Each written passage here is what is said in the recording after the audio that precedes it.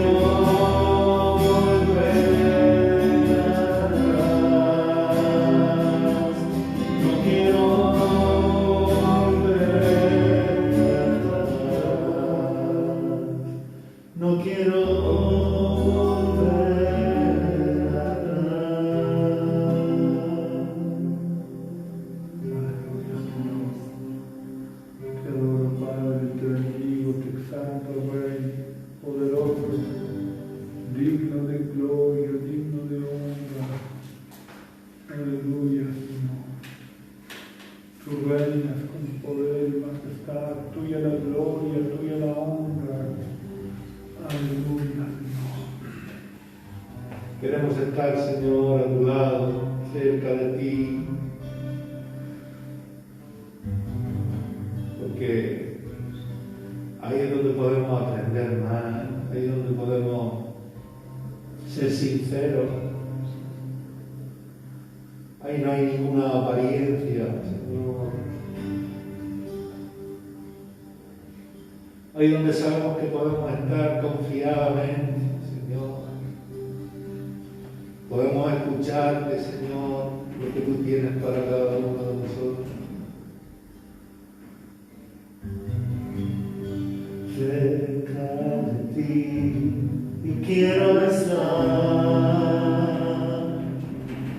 para escuchar tu voz y aprender de ti.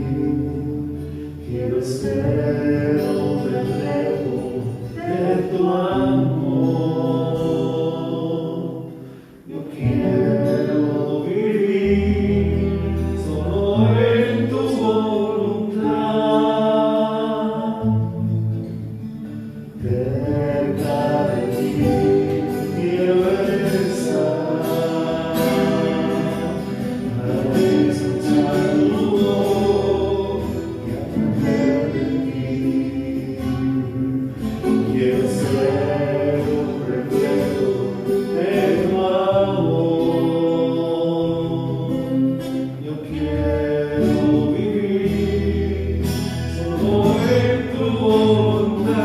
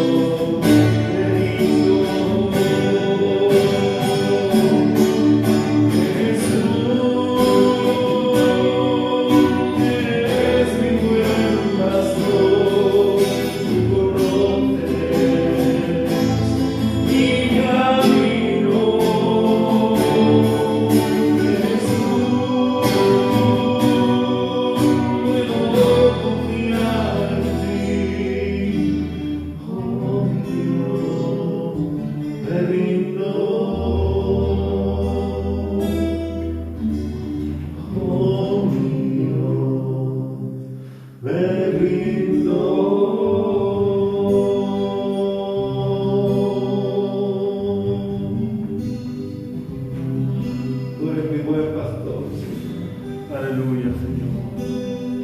Queremos ser ovejas de tu prado. Tú conoces a cada una de tus ovejas, Señor.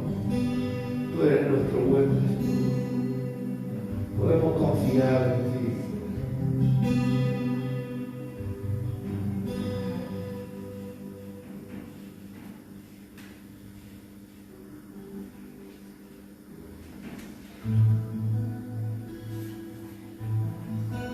Cuán grande eres, Señor.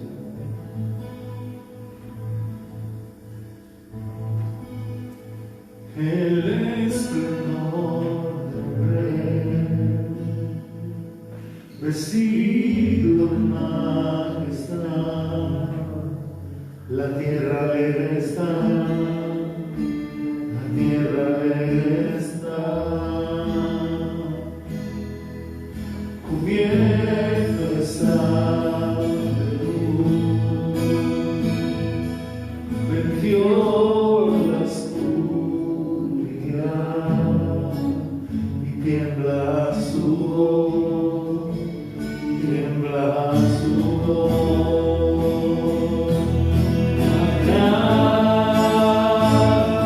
Grande es Dios, cántale cuán grande es Dios, y todos lo verán. Cuán grande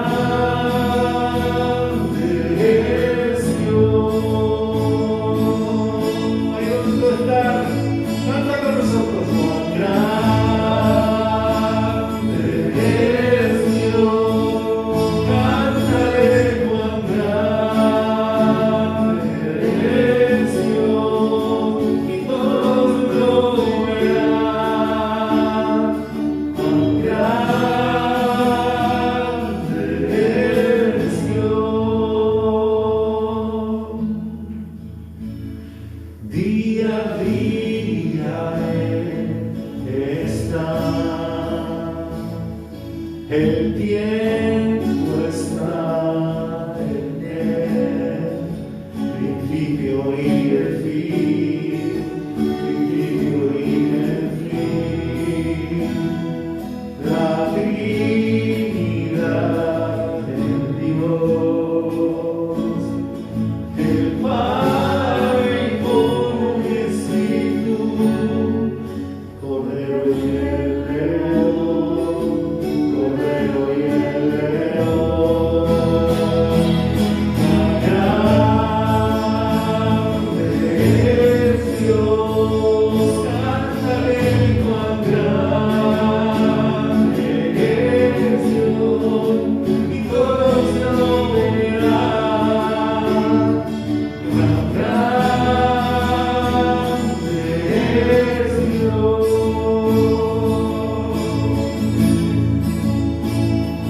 Cuán grande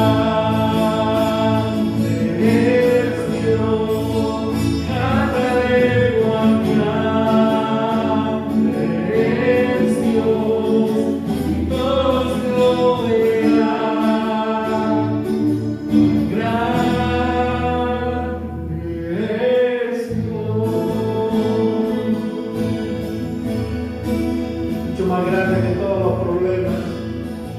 Míralo a Él en medio de esta situación. Cuando se te levanten los gigantes que son los problemas, acude a Él y dile a los problemas qué grande y cuán grande es tu Dios. Mi corazón entona la canción. Cuán grande es Él, cuán grande es Él. Mi corazón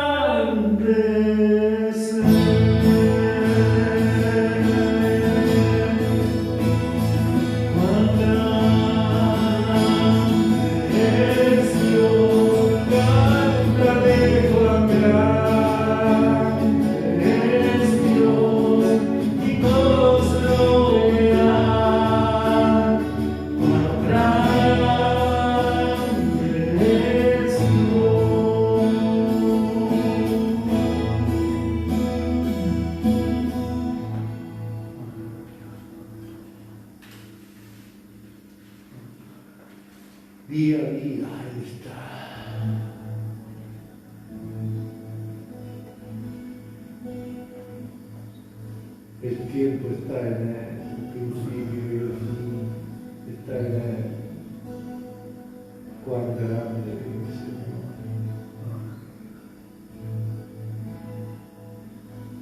Toda rodilla se doblará.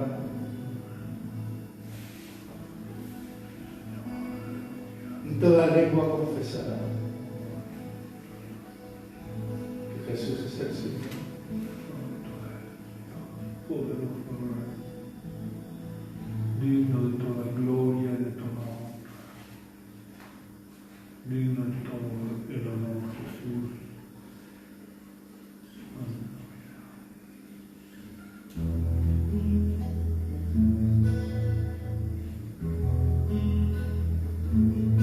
Confiamos en ti, Señor, confiamos en tus promesas, Señor.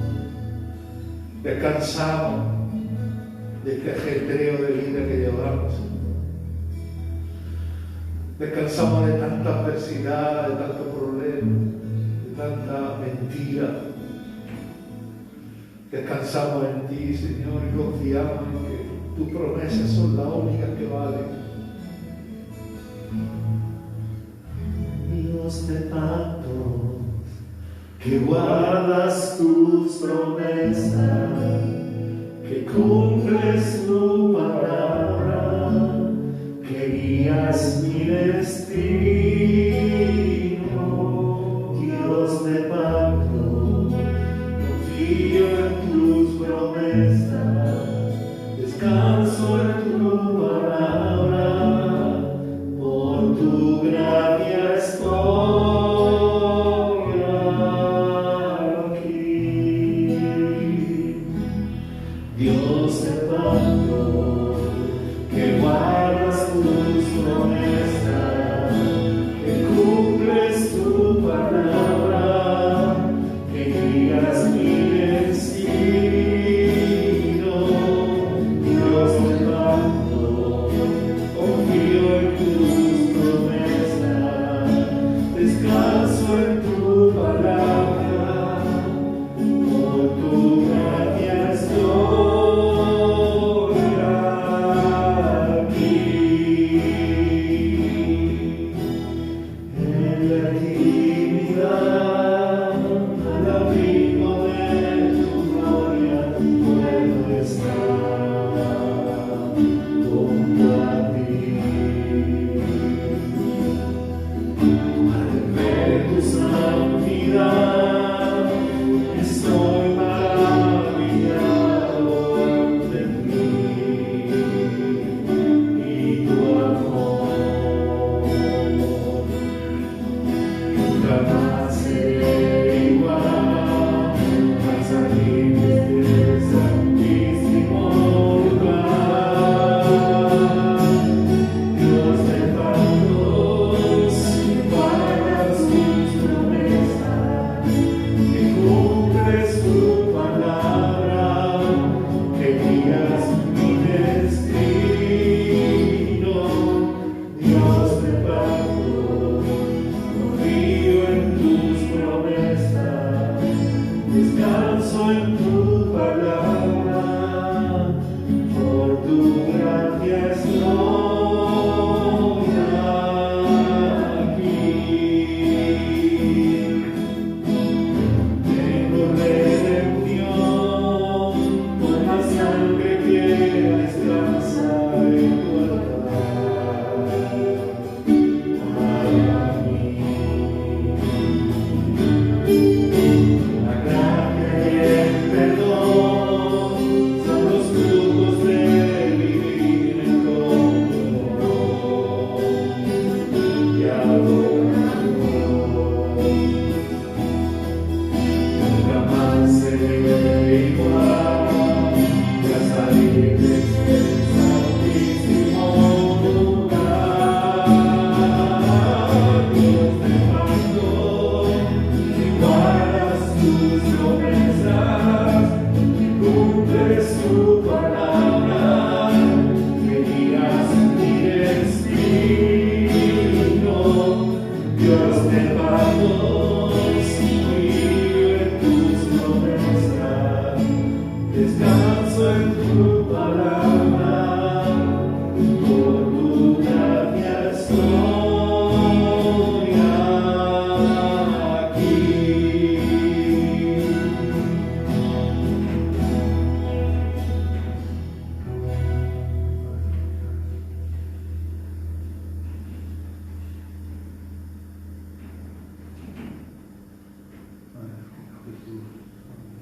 Gracias, Señor, por este tiempo que nos has permitido, Dios mío, sentarnos a tu mesa y celebrar contigo. Bueno, reunir en tu nombre y levantar nuestros cánticos de acción de gracia y de confianza en ti, Señor. Gracias por todo, Señor. Ahora seguimos con el gozo en este culto dominical, con la palabra, a través de la palabra, del mensaje de la palabra, de tu palabra, por labios y por la boca de nuestro pastor, tu siervo Miguel García. Gracias, Señor.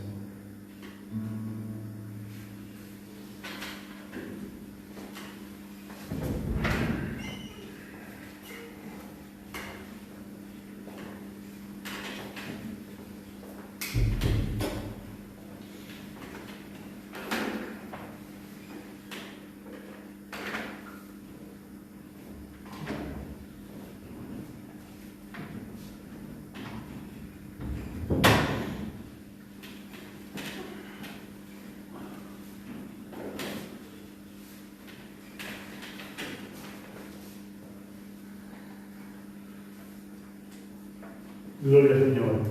Vamos a presentar la palabra del Señor. Vamos a orar. Señor, queremos darte las gracias por tu palabra, porque tu palabra es verdad, porque por más que los hombres traten de contradecir tu palabra es verdad, tu palabra se cumple. Tu palabra, Señor, es luz que alumbra nuestro camino y que nos da dirección segura. Tu palabra es lo único, Señor, que nos hace caminar seguros. Oh Padre, yo te pido que tú puedas usarte de mí en este día para traer tu palabra a tu pueblo. Te pido que tú la unjas para que sea palabra de vida, para que produzca vida en los oyentes, Señor. Oh Dios, yo te pido que tomes control de todas mis facultades, Señor, para que tú puedas hablar a través de mí. Señor, y te pido que prepares la tierra de nuestros corazones para recibir tu palabra y que tu palabra pueda realizar la obra para la cual tú la envías en este día. En el nombre de Jesús. Amén. Hoy quiero un poco hablar, o por lo menos al principio, acerca de una pequeña controversia que hay en el mundo cristiano. Hay parte del cristianismo que se pregunta si vale la pena leer, estudiar, meditar en el Antiguo Testamento, dado que nosotros vivimos en el tiempo de la gracia y no en el tiempo de la ley. Por lo que consideran que no debemos perder el tiempo, y esto de perder el tiempo lo digo entre comillas, leyendo el Antiguo Testamento, ya que debemos de centrar nuestro esfuerzo en leer y meditar en el Nuevo Testamento, que es la parte de la Biblia que fue escrita después de la muerte y resurrección de Jesús y que fue dada a la iglesia. Además, piensan que, como su nombre indica, el Antiguo Testamento ha quedado anticuado, desfasado, y por el contrario, el Nuevo Testamento, a pesar de tener casi 2000 años de antigüedad, es el testamento actual para este tiempo. Es el testamento que nos afecta directamente y que nos concierne directamente a nosotros. Para que nos demos cuenta del error de esta forma de pensar y para que nos demos cuenta de la importancia y el peso del Antiguo Testamento en la vida de los primeros cristianos, quiero deciros que hay casi 1000 citas o referencias al Antiguo Testamento en el Nuevo Testamento. Por el contrario, hay otro grupo de cristianos que creen que como Dios no cambia, el testamento al que hay que darle más peso y más valor y en el que debemos de meditar más es el Antiguo Testamento. Por lo que creen que el Nuevo hay que darle un valor relativo y por eso practican rituales del Antiguo Testamento. La verdad es que casi siempre y este caso no es diferente, los dos extremos tienen su parte de verdad y están apoyados en ciertos pasajes que casi siempre están sacados de su contexto, porque como casi siempre en el término medio está la virtud. Y tenemos que guardar un justo equilibrio entre el estudio y la meditación de los dos testamentos. Porque Dios nos ha dado una revelación progresiva. Dios no llegó en un momento de la historia puntual y dio toda la revelación. Dios fue dando o ampliando su revelación a lo largo de los siglos. Por eso la Biblia, desde el primer libro que fue escrito, por los estudios se piensa que es el libro de Job, hasta el último libro que fue escrito, que es el libro del Apocalipsis, transcurrieron 1400 años. En unos 1500 años, en esos 1500 años, Dios se ha ido revelando para que cada día el ser humano pueda conocerlo mejor y sepa cómo mejor relacionarse con Dios. Así que nosotros como cristianos tenemos que estudiar y meditar en toda la Biblia, porque si nos centramos en una parte, el conocimiento o la revelación que vamos a tener de Dios va a ser una revelación parcial que se quedará coja. El apóstol Pablo le dijo a Timoteo que toda la Escritura es inspirada por Dios y útil. Y cuando Pablo dice que toda la Escritura es inspirada por Dios, está queriendo decir exactamente eso, que absolutamente toda la Escritura es inspirada por Dios. No hay ninguna parte de la Escritura que podamos desechar o a la que no debamos de dedicar atención, porque toda la Biblia, desde Génesis capítulo 1 y versículo 1 hasta el Apocalipsis capítulo 22 y versículo 21, está inspirada por Dios y es útil para nuestra vida. Si alguna parte de las Escrituras ya no fuera útil para nuestra vida, Dios no hubiera permitido que formara parte del canon bíblico, como no permitió que algunas cartas que Pablo escribió fueran incluidas en el Nuevo Testamento. Por el motivo que solo Dios sabe, no fueron incluidas en el Nuevo Testamento y se perdieron con los años. Tenemos, por ejemplo, la carta que el apóstol Pablo le escribió a la iglesia de Laodicea. Y sabemos que esa carta existió porque Pablo en su carta a los Colosenses, que sí está en nuestro canon bíblico, les dice a los cristianos de Colosas que cuando hayan leído esa carta se la pasen a la iglesia de Laodicea, y la carta que él ha escrito a la iglesia de Laodicea la lean ellos. Por tanto, sabemos que esa carta existió.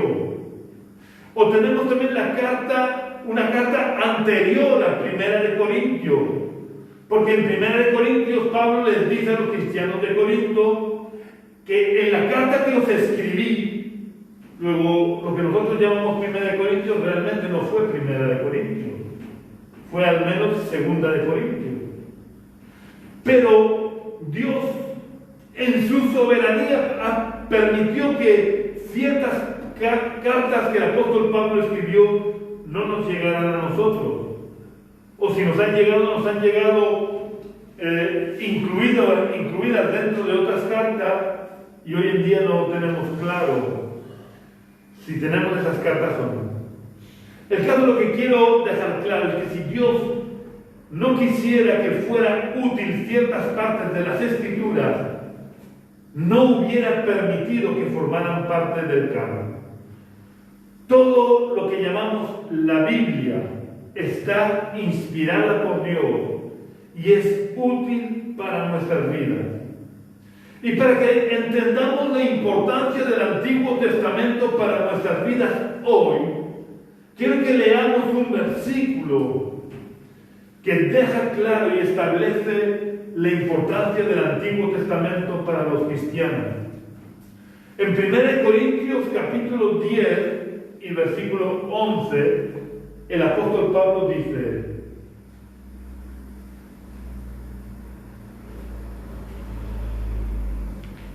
dice, todas estas cosas les acontecieron, está hablando del Antiguo Testamento, todas estas cosas les acontecieron como ejemplo y están escritas para amonestarnos a nosotros que vivimos en estos tiempos finales. Todas las cosas que sucedieron en el Antiguo Testamento están escritas para que nos sirvan de ejemplo a nosotros y de amonestación. En consecuencia, nosotros debemos de prestarle la atención necesaria para que de verdad nos sirvan de ejemplo y de amonestación, para que no caigamos en los mismos errores que cayó el pueblo de Israel, solo que trasladados al ámbito espiritual. Frecuentemente, más de lo que creemos, caemos en los mismos errores y en los mismos pecados que el reino de Israel, que el pueblo de Israel cayó. Ellos cayeron de una manera más visible porque caían físicamente en errores y pecados. Pero muchas veces nosotros caemos en los mismos errores, solo que en el ámbito espiritual, y entonces no se nota tanto. Muchas veces cometemos el mismo error que cometió el reino de Judá. Dios le recrimina al reino de Judá que no aprendieron la lección y no tomaron el ejemplo del reino del norte, el reino de Israel. Dios había permitido que, como consecuencia de los pecados del reino de Israel, los asirios invadieran el reino de Israel y el reino de Israel desapareció por completo. Es verdad que no todos los israelitas murieron. De hecho, la población del reino del sur, del reino de Judá, se calcula que se duplicó en ese tiempo, porque viendo la invasión inminente que iba a sufrir el reino de Israel, muchos de los israelitas escaparon al reino de Judá. Y Dios le recrimina al reino de Judá que, viendo lo que les había pasado a los del reino del norte como consecuencia de sus pecados, ellos no aprendieron la lección y siguieron cometiendo los mismos errores, los mismos pecados que había llevado a la destrucción a Israel. Es verdad que Dios no actuó de la misma manera con el reino de Judá, puesto que en el reino de Judá tenía que preservar el linaje escogido, tenía que preservar la línea de sangre por la que tenía que nacer el Mesías, y entonces no destruyó al pueblo de Judá, sino que lo llevó a Babilonia, hizo que los deportaran a Babilonia, y durante 70 años el pueblo de Judá, o el reino de Judá como reino, desapareció, porque la población fue llevada esclava a Babilonia. Muchas veces al leer el Antiguo Testamento vemos los errores que cometió el pueblo de Israel. Y cuando hablo de Israel en este momento ya me estoy refiriendo a los dos reinos, a Israel y Judá. Y con frecuencia incluso nos permitimos el lujo de criticarlos por haberles fallado a Dios con tanta frecuencia. Los criticamos por tener un corazón tan duro y tan rebelde hacia Dios, a pesar de tantos milagros como Dios había hecho en medio de ellos desde que salieron de Egipto. Todo esto está escrito para que nos sirva a nosotros de ejemplo y de amonestación. Pero realmente si analizamos fríamente la situación del pueblo de Dios hoy, y me refiero como pueblo de Dios a a la iglesia, vemos como realmente no nos está sirviendo de ejemplo. Y estamos actuando como actuó el reino de Judá al ver lo que había pasado con su reino hermano del norte, de cómo el juicio de Dios había caído sobre el reino de Israel como consecuencia de sus pecados. Y aun viendo lo que les estaba pasando, lo que les había pasado al reino del norte, siguieron ellos también por el mismo camino de la idolatría, la hechicería y la maldad que había llevado al reino de Israel a la perdición. Nosotros leemos, si es que leemos, sin querer ver en ellos un ejemplo para nuestras vidas. Porque como lo que ellos vivieron fue físicamente y materialmente, no somos capaces de encontrar las similitudes con muchas de nuestras actitudes y comportamientos que estamos teniendo nosotros hoy en día, solo que en el ámbito espiritual. No cometemos los mismos pecados físicamente, pero sí espiritualmente. Podemos observar en prácticamente todo el Antiguo Testamento, desde que fue formado el pueblo de Israel, como uno de los pecados más graves y recurrentes del pueblo de Israel y Judá, fue la idolatría. Ya recién salido Israel de Egipto, cayeron en idolatría mientras Moisés estaba en la presencia de Dios, recibiendo las tablas de la ley. Como tardó un poco Moisés, ya el pueblo de Israel, abajo en la falda de la montaña, se construyeron 2 becerros de oro y los adoraron. Y dijeron, estos son nuestros dioses que nos sacaron de Egipto, en vez de darle la gloria a Dios. Y esto fue una constante en Israel. Y por más que Dios los castigaba, ellos volvían a desviarse tras los dioses paganos.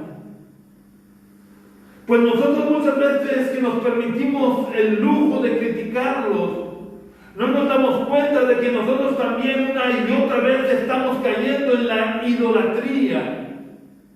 Y no nos damos cuenta porque no nos inclinamos ante las estatuas o no les ofrecemos sacrificios a las estatuas. No queremos darnos cuenta que nuestra idolatría es mucho más sutil y con frecuencia la escondemos detrás de textos bíblicos o la disfrazamos para que no parezca idolatría. Pero cualquier cosa, ya sea del tipo que sea, que ocupe el lugar de Dios en nuestro corazón, es idolatría. Cuando le damos prioridad en nuestras vidas a cualquier cosa antes que a Dios, es idolatría. Y no me refiero cuando digo que le damos prioridad a cualquier cosa, no me refiero que sea quizás lo último el Señor. Pero muchas veces no es lo primero. Y cada persona sabemos realmente cuáles son los ídolos que ocupan nuestro corazón. ¿A qué le estamos dando prioridad en nuestra vida? ¿Hacia dónde apuntan nuestras decisiones siempre? Nos excusamos detrás de versículos, como por ejemplo hacían los fariseos.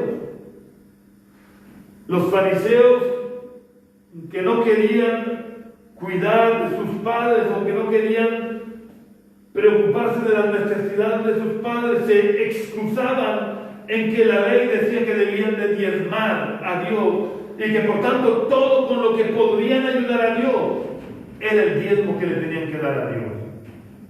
Y Jesús se lo recriminó.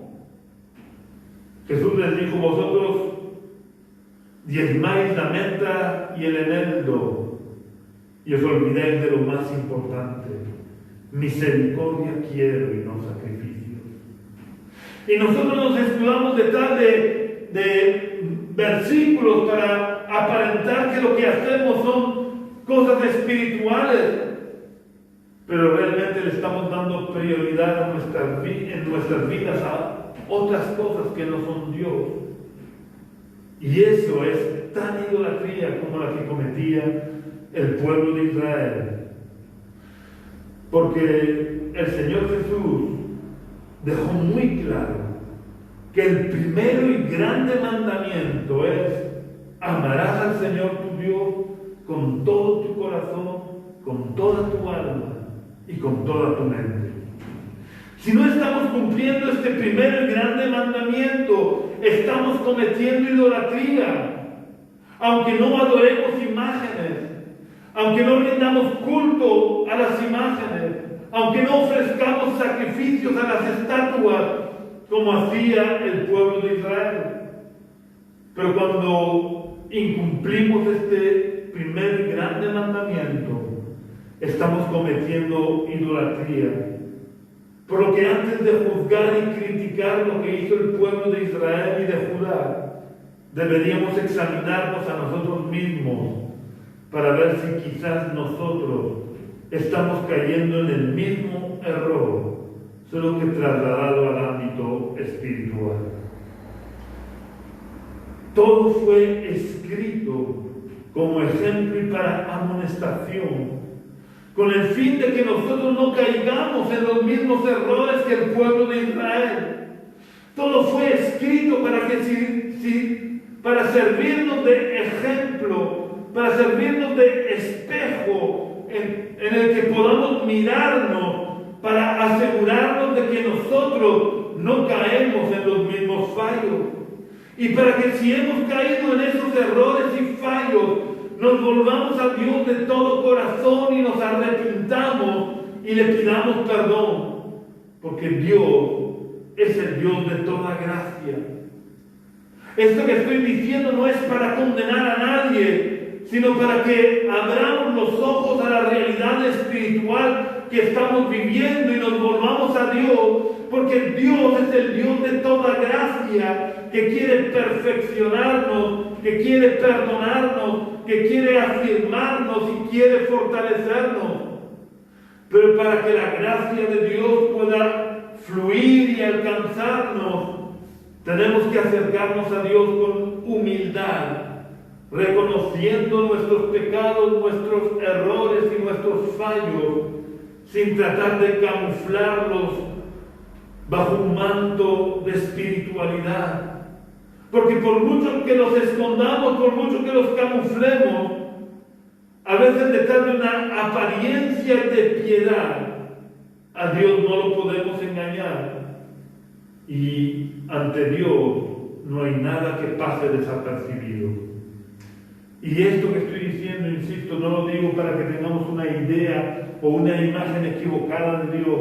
No me gusta que podamos tener una imagen de que Dios es un Dios severo con el látigo, mirando a ver quién se sale del camino para pegarle un latigazo y hacerlo volver al camino a fuerza de golpes. Dios es un Dios de amor, es el Dios de toda misericordia, el Dios de toda gracia. Pero también es un Dios justo, que no puede tener por inocente al culpable. Dios tiene misericordia y extiende su gracia hacia todo aquel que se vuelve a Él, pero no hacia aquel que se obstina en su pecado, que lo justifica. Porque tenemos mucha tendencia de justificar nuestros pecados, de ocultarlos tras una capa de aparente espiritualidad, de una palabrería cristiana que cualquiera que nos oiga hablar se piensa que somos semisantos. Me refiero a semisantos como los de las estatuas, porque santos lo somos, gracias a Dios, porque no depende de nosotros. Hemos sido trasladados de las tinieblas al reino de su amado Hijo, y por tanto hemos sido santificados. Pero eso no nos da derecho a vivir como queramos. Y todo el Antiguo Testamento ha sido escrito para servirnos de ejemplo y de amonestación. Así que yo quiero que abramos nuestros ojos, que seamos conscientes de nuestros fallos hoy en día, que quizás no son tan visibles como los fue en el pueblo de Israel. Porque claro, en aquella época se veía mucho de que levantaran una estatua de Baal y le ofrecieran sacrificios y se postraran ante la estatua de Baal o de Astarot o de cualquier otro de los dioses y diosas del pagano. Pero a veces lo nuestro es peor, porque nosotros tenemos un conocimiento espiritual que ellos no tenían. Y aun teniendo ese conocimiento espiritual, permitimos que hayan ídolos en nuestro corazón. Quiero que lo que queda del mensaje, meditar acerca de un periodo oscuro de la historia de Israel. Quizás uno de los periodos más oscuros de la historia de Israel. Porque creo que sin darnos cuenta, vivimos conforme vivió el pueblo de Israel en este tiempo, en este periodo oscuro de su historia. Me estoy refiriendo al conocido como periodo de los jueces.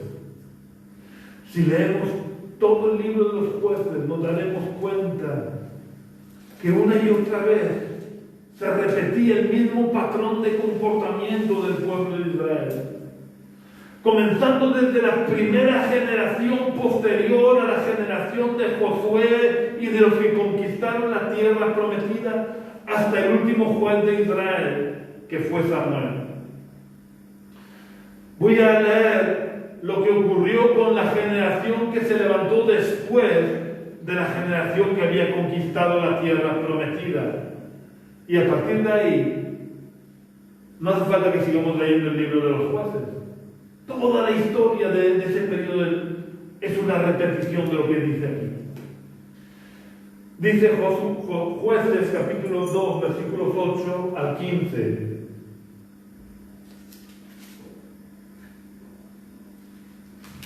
Jueces capítulo 2, versículo 8 al 15 dice: pero murió Josué, hijo de Nun, siervo de Jehová, a la edad de 110 años.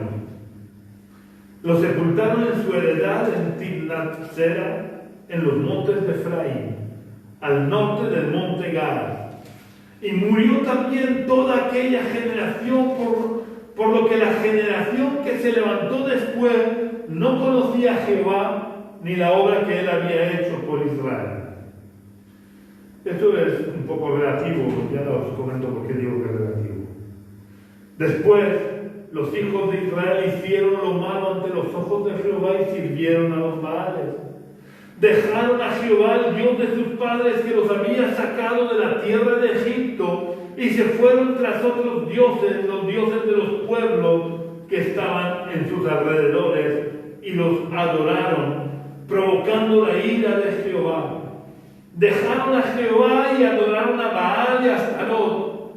Se encendió entonces contra Israel el furor de Jehová, quien los entregó en manos de salteadores que los despojaron y los vendió en manos de sus enemigos de alrededor, a los cuales no pudieron ya hacerles frente. Por donde quiera que salían, la mano de Jehová estaba contra ellos para mal, como Jehová había dicho y se lo había jurado, y se vieron en una gran aflicción.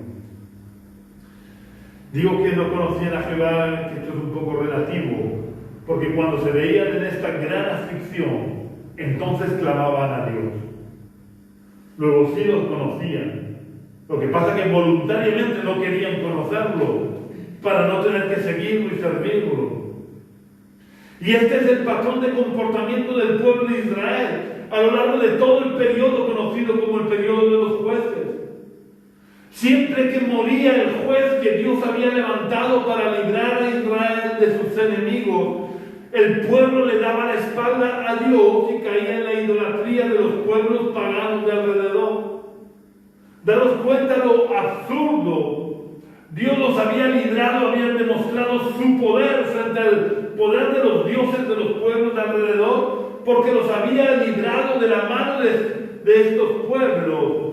Y sin embargo ellos dejaban al único Dios verdadero que los podía librar y se iban tras estos dioses que no pueden hacer nada.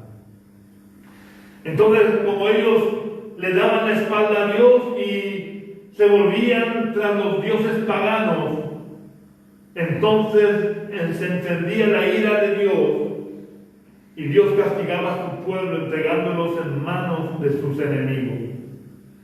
Cuando el pueblo de Israel se veía en gran aflicción por causa de sus enemigos, entonces se acordaban de Dios, clamaban a Dios, y Dios en su infinita misericordia los escuchaba. Muchas veces digo que menos mal que yo no soy Dios, porque yo no hubiera tenido tanta paciencia. Porque era un patrón de comportamiento aprendido. Siempre repetían la misma historia. Moría el juez, se desviaban del camino, le daban la espalda a Dios. Dios los entregaba en manos de sus enemigos, y cuando estaban en la aflicción, entonces se acordaban de Dios, clamaban a Dios, y Dios en su infinita misericordia los escuchaba y les levantaba otro juez que derrotara a sus enemigos. Y así, vez tras vez. Pero ¿por qué ocurría esto en Israel? ¿Por qué repetían siempre este patrón de comportamiento? La respuesta a estas dos preguntas la da el propio libro de los Jueces en 2 versículos. El primero de los versículos se encuentra en Jueces 17:6 y el segundo en Jueces 21:25. Vamos a leer estos 2 versículos.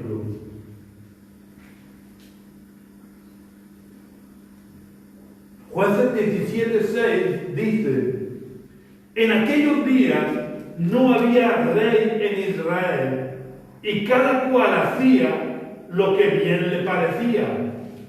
Esto es lo que dice Jueces 17:6.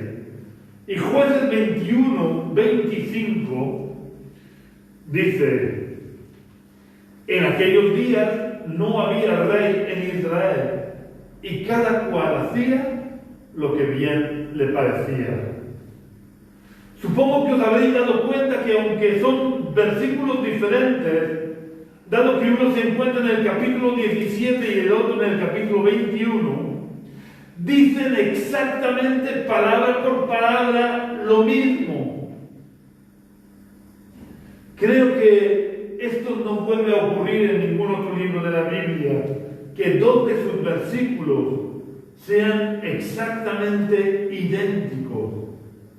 Y esto que a veces pasa desapercibido tiene su importancia, porque el pueblo hebreo, cuando quería darle importancia a algo y querían resaltar algo, lo repetían 2 o 3 veces.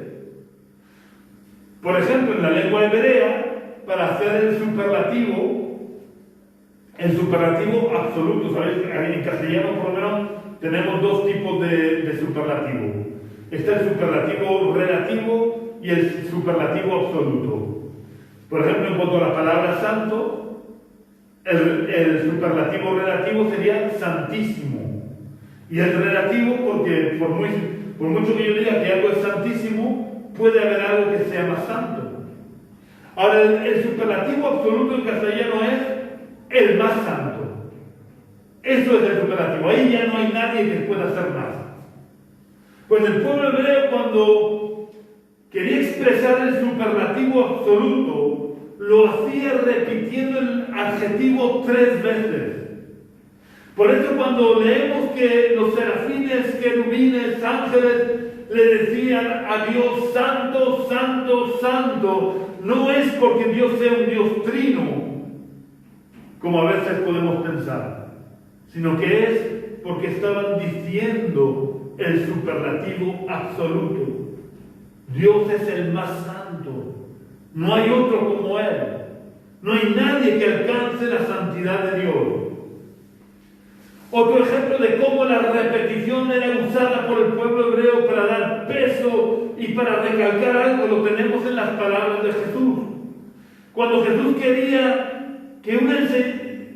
recalcar una enseñanza, cuando Jesús quería que sus oyentes prestaran especial atención a sus palabras, Jesús decía: de cierto te digo, o de cierto os digo. Pues cuando Dios ha permitido que estas palabras del libro de los jueces se repitan 2 veces, es porque quiere que estemos especialmente atentos a estas palabras, precisamente para que nos sirvan de ejemplo y de amonestación, para que no repitamos el patrón de comportamiento del pueblo de Israel durante este periodo oscuro de su historia. Es por esto que estoy meditando en esta mañana acerca de la necesidad de conocer el Antiguo Testamento para que la historia de Israel nos sirva de verdad de ejemplo y de amonestación, para que no caigamos en los mismos errores que ellos. Y creo que el periodo de tiempo descrito en el libro de los jueces, mirándolo desde el punto de vista espiritual, se parece bastante a lo que la iglesia cristiana en el mundo occidental está viviendo hoy en día. Lo que Dios ha resaltado, permitiendo que estuviera escrito 2 veces en este libro, es un error que el mundo cristiano occidental, desde el punto de vista espiritual, está repitiendo sin darse cuenta. Y creo que es tiempo de que abramos nuestros ojos para cambiar el rumbo de nuestra vida espiritual, para volvernos de forma definitiva a Dios, dejando que Él reine de verdad en nuestro corazón y en nuestra vida. Estos versículos repetidos del libro de los jueces enfatizan que como no había rey en Israel, cada uno hacía lo que bien le parecía. Pero ¿es cierto que no había rey en Israel durante este periodo? Vamos a verlo en 1 Samuel capítulo 8 y versículo 7. Pero antes os pongo en situación para que sepamos o para que entendamos lo que voy a leer en este versículo. Samuel había envejecido y sus hijos no andaban conforme a la voluntad de Dios. Por lo que los ancianos de Israel se reunieron con Samuel y le pidieron que nombrara un rey, como el resto de las naciones tenían. Esto, por supuesto, no agradó a Samuel. Por lo que antes de darles una respuesta se fue a orar. Y qué diferente serían nuestras vidas si antes de dar respuesta a los problemas de nuestra vida fuéramos a orar. Porque Samuel les hubiera dicho que no. Porque desagradó profundamente la petición a Samuel. Pero Samuel, un hombre experimentado en su relación con Dios, antes de dejarse llevar por sus sentimientos personales, se fue a orar. Y durante la oración, Dios le respondió a Samuel. Y esto es algo que muchas veces olvidamos. Dios responde cuando de verdad buscamos su rostro y le consultamos las cosas. Y la respuesta de Dios a Samuel se encuentra en el versículo que os acabo de decir. 1 Samuel capítulo 8 y versículo 7, que dice: dijo Jehová a Samuel: oye la voz del pueblo en todo lo que ellos digan, porque no te han desechado a ti, sino a mí me han desechado, para que no reine sobre ellos. Entonces vuelvo a la pregunta: ¿realmente no había rey en Israel durante ese periodo? Había un rey sobre Israel.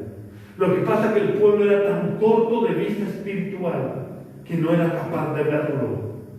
No eran capaces de ver que el rey de Israel era Dios.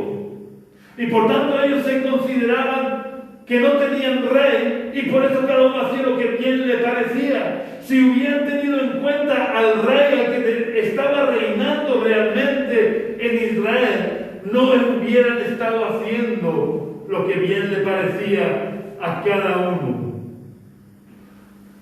Ahora, si nos fijamos en la cristiandad actual en el mundo occidental, nos daremos cuenta que muchas veces estamos cometiendo el mismo error que el pueblo de Israel, de creer, aunque solo sea en nuestro corazón, que no hay rey sobre nuestras vidas. Y así que ningún evangélico lo reconocerá de palabra, porque todos somos muy espirituales hablando. Y por tanto nadie reconocerá que no hay rey sobre su vida. Pero nuestros actos, nuestras decisiones, nuestra vida, hablan más fuerte que nuestras palabras. Nuestra vida habla tan fuerte que no deja oír nuestras palabras. Como evangélicos que somos, muchas veces nos jactamos de no tener cabeza humana sobre nosotros. Y nos sentimos orgullosos de ser más espirituales que los católicos, porque nosotros no reconocemos a ningún hombre como cabeza de la iglesia, solo reconocemos a Jesús como cabeza de la iglesia. Y entonces caemos en el error del pueblo de Israel del periodo de los jueces, porque como acabo de decir, en el fondo de nuestro corazón nos sentimos como si no hubiera rey sobre nosotros. Y esto es algo que cuando uno lo observa fríamente, nos damos cuenta que para la mayoría de cristianos no hay rey sobre la iglesia, no hay cabeza sobre la iglesia, porque cada uno vivimos y hacemos lo que nos da la gana, como hacía el pueblo de Israel. Cada cristiano, cada familia cristiana, incluso cada iglesia local, hace lo que bien le parece, sin preocuparnos demasiado de qué es lo que piensa o qué es lo que le parece a Cristo que realmente es o debería de ser el Rey de nuestra vida, de nuestra familia y cabeza de la iglesia. Estamos viviendo en un tiempo de la vida de la iglesia que se parece muchísimo al periodo de los jueces. Hemos perdido la sensibilidad espiritual de estar sujetos a la autoridad espiritual de Cristo. Y no lo digo solo por lo que ven mis ojos en las iglesias locales que conozco. Lo digo también por lo que veo en los institutos respecto a mis alumnos, que se supone que por lo menos son hijos de creyentes.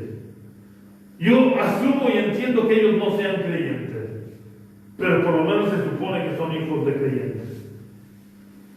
Y lo digo también por los comentarios que se pueden leer en las redes sociales, escritos por personas que se dicen cristianos e incluso que llevan años en los caminos del Señor.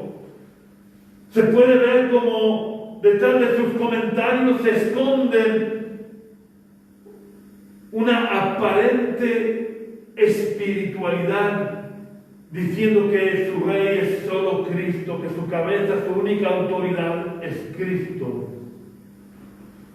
Pero realmente lo que están haciendo es vivir como bien les parece, sin de esta manera rendir cuentas de sus actos a nadie, olvidándose de que Jesús ejerce su autoridad a través de la autoridad delegada.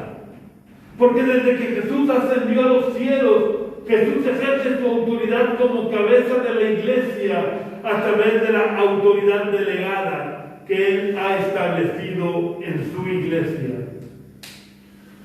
No podemos o no debemos vivir como si no tuviéramos rey, cometiendo el mismo error que el pueblo de Israel durante el periodo de los jueces, en el que cada uno hacía lo que bien le parecía. Nosotros, al igual que el pueblo de Israel, tenemos rey, aunque no lo veamos con nuestros ojos físicos. Por lo que tenemos que vivir como bien le parece a nuestro rey, que es Cristo, no como bien nos parece a nosotros. Y antes de cualquier decisión que debamos de tomar, tenemos que buscar la voluntad de Dios, para no hacer lo que bien nos parece a nosotros, sino lo que bien le parece a Cristo. Y si vivimos de esta manera, qué diferente será nuestra vida y la vida de la iglesia. Si todavía no tienes rey sobre tu vida, porque nunca le has entregado el control de tu vida a Jesús, te invito a que hoy tomes la decisión más importante de tu vida e invites a Jesús a entrar en tu corazón para reinar sobre tu vida, para que dejes de hacer lo que bien te parece a ti, para hacer lo que bien le parece a Jesús.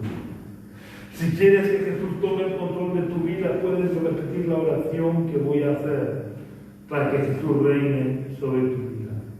Vamos a orar al Señor. Señor, yo quiero pedirte perdón en primer lugar por estar viviendo como bien me parece a mí, como si no tuviera rey sobre mi vida. Te pido perdón porque tú eres rey. Tú eres el único que está sentado sobre el trono, el único que tiene derecho de reinar con poder y autoridad, porque tú eres el Rey de Reyes y Señor de Señores. Por eso yo quiero invitarte a que tú entres en mi corazón y que te sientes de verdad sobre el trono de mi vida.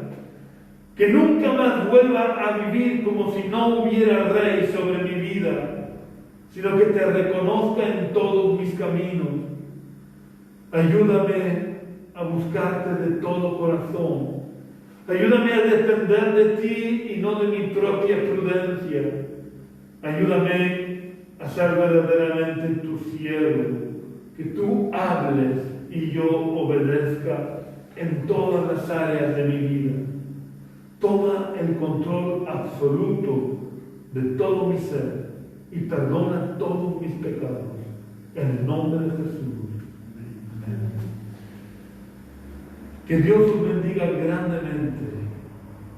Y quiero decirte, como todas las semanas, si no has querido hacer la oración en este momento, no dejes para mañana, porque quizás mañana sea demasiado tarde. Métete en tu habitación o en un lugar donde puedas estar tranquilo y en paz. Y haz una oración similar que salga de tu corazón.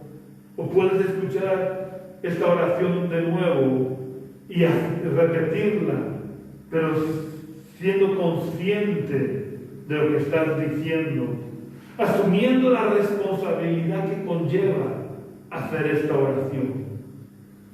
Y a partir de hoy, deja de vivir como bien te parece, para vivir como bien te parece a Dios.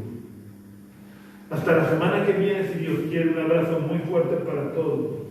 Ya sabes que si quieres contactar con nosotros, puedes hacerlo a través de mi teléfono que figura en la página web de Facebook de la Iglesia Génesis, o puedes hacerlo a través de nuestra web, que es iglesiagenesis.gildofree.com. Iglesia Génesis se escribe todo junto, sin acentos, sin mayúsculas, .gildofree deletreado JIMDOFREE.com. Un abrazo y deseo que tengas una semana muy bendecida en el nombre del Señor.